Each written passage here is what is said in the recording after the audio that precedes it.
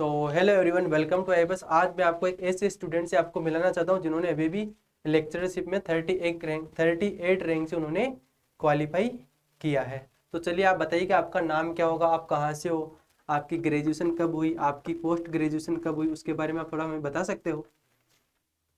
Yes sir, मेरा नाम आदित्य वर्मा है और मैं लखनऊ से हूँ। हम्म। मैंने अपना graduation Lucknow Christian degree college, जो कि लखनऊ यूनिवर्सिटी से एफिलेटेड है, वहाँ से किया है। और मैंने अपना मास्टर्स अभी जस्ट पास आउट हुआ हूँ, जो कि लखनऊ यूनिवर्सिटी कैंपस से किया है। हाँ, स्पेशलाइजेशन क्या और था आपका?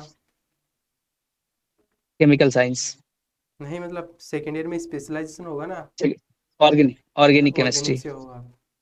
अच्छा, तो आपके सीजीपीए या परसेंटेज क्या है फाइनल ईयर में? सर 81, 81, अच्छी परसेंटेज है। 8.1। अच्छी है। तो बताइए आप किस प्रकार से आप तैयारी करते थे? सर जैसे ही जब मैंने मास्टर्स ज्वाइन किया, उसी टाइम से ही मैंने नेट की प्रिपरेशन स्टार्ट कर दी थी।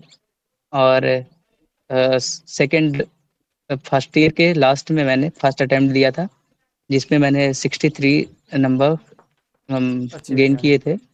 फिर मैंने मुझे लगा कि कहाँ कहाँ मुझे और थोड़ा सा फोकस करना चाहिए या कैसे क्वेश्चन सॉल्व करना चाहिए। इन सब चीज़ों पे मैंने बार बार फोकस किया, जिसकी वजह से इस बार मेरा एलएस हो पाया। अच्छा, मतलब आप एग्जाम यस के सर। साथ साथ मतलब कॉलेज की तैयारी भी कर रहे हो और आप सेसा नेट की तैयारी भी कर यस। रहे हो। आप किस प्रकार से टाइम यस को सर। मैनेज किया आपने? सर टाइम मैनेज तो सीधा सीधा हम कह सकते हैं कि बहुत ही हार्ड वर्क करना पड़ रहा था, क्योंकि एमएससी का ही कोर्स वर्क ही बहुत ज़्यादा होता है। तो हम्म। मैनेज करना थोड़ा सा डिफिकल्ट होता है मास्टर्स के साथ साथ। मुझे भी नहीं लग रहा था कि शायद मास्टर के साथ कुछ हो पाएगा, फिर भी मैं लगा रहा। और जैसे ही उससे थोड़ा बहुत भी टाइम बचता था तो मैं इसमें देता था। अच्छा, तो आप कॉलेज रेगुलर जाते थे या फिर ये वैसे ही गया भाई? रे, रेगुलर सर। रेगुलर थे कॉलेज में? रेगुलर। Yes sir. अब जैसे आप तैयारी कर कॉलेज रहे थे। रेगुलर जान क्या? कॉलेज रेगुलर ही जाना होता था, क्योंकि वहाँ अटेंडेंस मैंडेटरी था। अच्छा, अटेंडेंस मैंडेटरी था, बिल्कुल सही बात है, जाना भी चाहिए।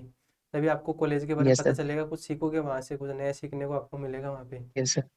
जैसे आप प्रिपरेशन कर रहे थे तो आपको कौन सा सब्जेक्ट ज़्यादा इजी लगता था, कौन सा डिफिकल्ट लगता था? सर इजी तो हमको हमेशा ही ऑर्गेनिक लगता था, लेकिन मैं एग्जाम टाइम में ज़्यादातर क्वेश्चन फिजिकल और इनऑर्गेनिक से अटेम्प्ट करने की कोशिश करता था। अच्छा, फिजिकल और इनऑर्गेनिक आप अटेम्प्ट करने की ज़्यादा कोशिश करते थे। कोशिश करते थे। यस अच्छा, सर। बढ़िया बढ़िया बढ़िया। तो अब बताइए, जैसे आप जो पेपर वन था उसकी तैयारी कैसे की आपने? सर पेपर वन मतलब पार्ट ए। एप्टीट्यूड।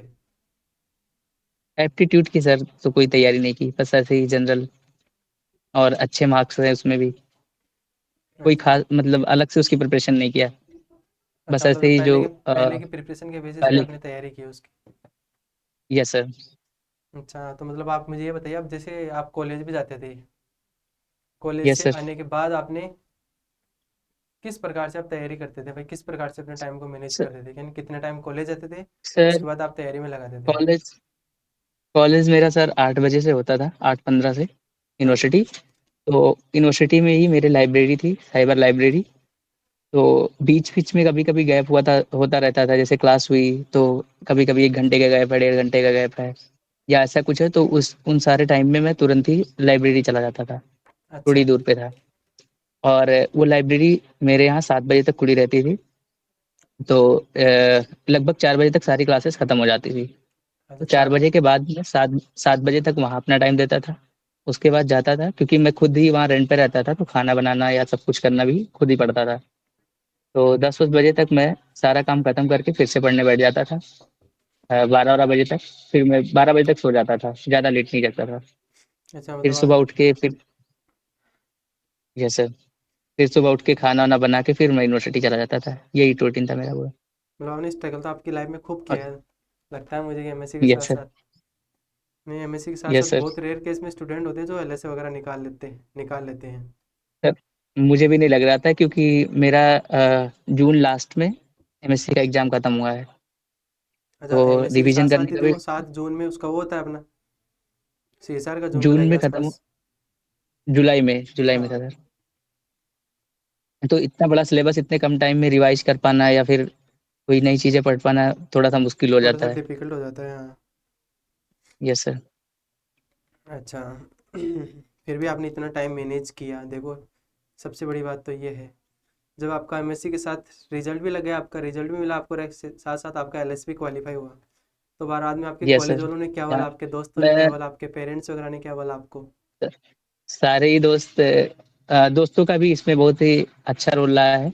मेरे 2 दोस्त थे जिन्होंने मुझे बहुत ही सपोर्ट किया और उन लोगों से मैं हर बार डिस्कस करके क्योंकि उन लोगों के हेल्प से ही मैं एमएससी में भी इतना अच्छा मार्क गेन कर पाया क्योंकि मास्टर्स के एग्जाम प्रिपरेशन के पॉइंट ऑफ व्यू से हम लोग 10 से 12 दिन पढ़ते थे जो कि साथ में मिलके पढ़ते थे। हम्म। तो तो इस वजह से वहाँ अच्छा कर पाया और थोड़ा सा नेट क्वालिफाई करने का ये भी मोटिवेशन था कि मार्च का जो पीएचडी का एडमिशन सेशन होता है मेरा गेट क्वालिफाई हो गया था इसी बार। तो मैं गेट के बिहाफ पे हाइजर भोपाल में सेलेक्ट हो गया था। अच्छा, इधर तो मुझे भोपाल में थोड़ा सा सिलेक्ट और हो भी गए थे काम। आप? अभी अभी मैं हाइजर भोपाल में ही हूँ कैंपस में। अच्छा, 1 महीने हो गए ज्वाइन किया हमको। कैंपस में ही हुआ इधर तो भोपाल में? कब ज्वाइन किया आपने इधर भोपाल? हाइजर भोपाल सर हमने 31 जुलाई को ज्वाइन किया है। पेपर देने के जस्ट बाद चला आया था। 28 को 21 जुलाई पेपर को दिया फिर ज्वाइन किया चला आया। आपने, भी लेटेस्ट ही ज्वाइन किया है। Yes sir. क्या बात है, पीएचडी भी हुई है आपकी, उधर पीएचडी भी चल रही है, इधर ये भी हो रहा यस है। सर। अब आपको कैसा लग रहा है? पीएचडी के साथ साथ नेट नेट भी हो रहा है आपका, एमएससी भी साथ ही हो गई, सर पीएचडी भी आपने ज्वाइन यस कर ली। Yes sir. जिस दिन रिजल्ट आया है मुझे नहीं पता था। मेरी लैबमेट ने एक बताया, उसको नंबर पता था मेरा आंसर की देखने के बाद, तो उसने बोला कि तेरा नेट हो गया। तो मुझे विश्वास ही नहीं हो रहा था क्योंकि मेरे पे तो मतलब ऐसा कोई नोटिफिकेशन आया नहीं कि मतलब रिजल्ट आ चुका है, ऐसा कट ऑफ आ गया। तो मैंने उसको 3 4 बार कंफर्म किया कि हाँ सही है झूठ तो नहीं बोल रहा है। हम्म। तो ऐसे करके फिर जब मुझे रियली पता चला तो बहुत ही अच्छा लगा। फिर मैंने सबसे पहले मेरे प्रोफेसर थे लखनऊ यूनिवर्सिटी के ही जो कि हमेशा सपोर्ट करते थे, तो उनको मैंने बताया, फिर अपने घर वालों को बताया अच्छा, और और फिर तुम्हारे अपने जो अभी फ्रेंड्स को। पीएचडी कर रहे हो वहाँ पर उन्होंने क्या बोला, तुम्हारे आइजर वालों ने? क्या सर? जो तुम्हारे जिस सर प्रोफेसर के अंडर में आप अभी पीएचडी कर रहे हो, जिस यस गाइड के अंडर में यस आप सर। पीएचडी कर रहे हो, उन्होंने क्या बोला आपको? उन्होंने भी बोला कि बहुत अच्छा है और बहुत खुश हुए।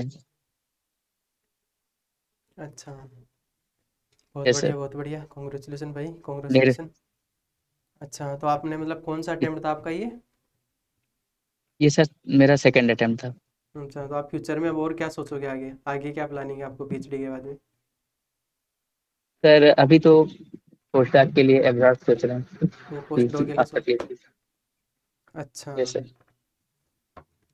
चलिए, तो आप बताइए कि आप जैसे पेपर दे रहे, तो आपने पेपर के प्रेशर को कैसे मेंटेन किया, लास्ट टाइम पर आपने स्टडी कैसे की, उसके बारे में बता सकते हो थोड़ा सा?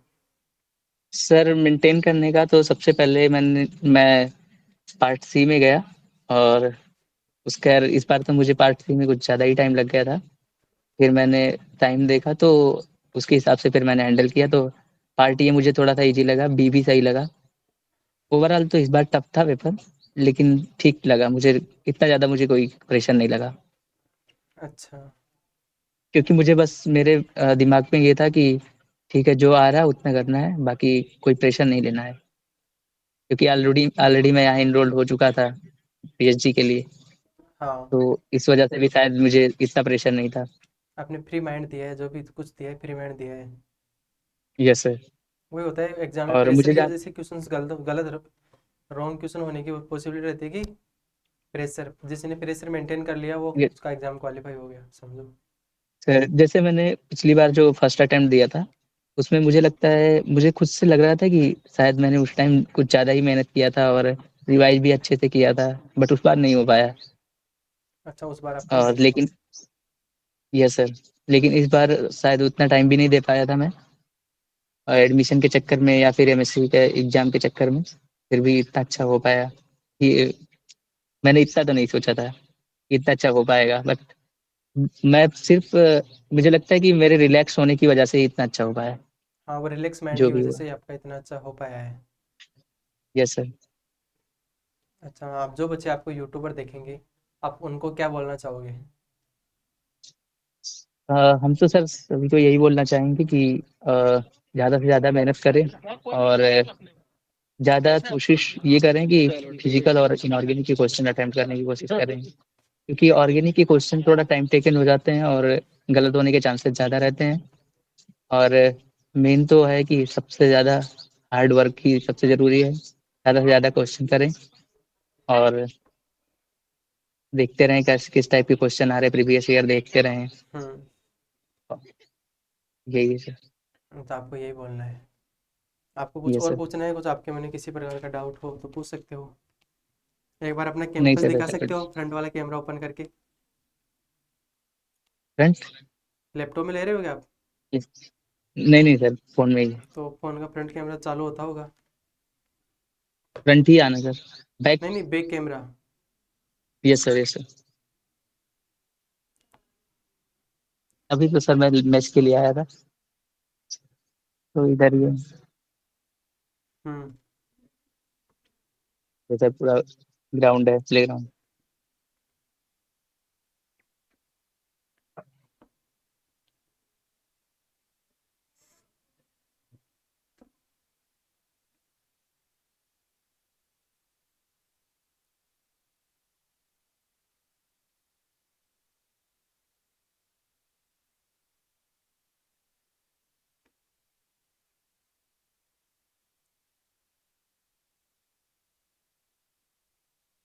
चलिए, फ्रंट वाला कैमरा ओपन कर लीजिए आप। Yes sir. ये सब जगह मेरा घुमा हुआ है। यस। आइजर पुणे में भोपाल में आया हुआ है मेरा खुद का भी। अच्छा। चलिए फिर, इंटरव्यू को सेशन को एंड करते हैं अपन, ठीक है? आपने अपना कीमती समय दिया, उसके लिए आपको बहुत बहुत धन्यवाद। ऐसे ही आप थैंक यू ग्रोथ सर। करते रहिए, ऐसी तैयारी करते रहिए, हार्ड वर्क करते रहिए। एक दिन आपको सफलता जरूर मिलेगी। Okay sir, thank you sir.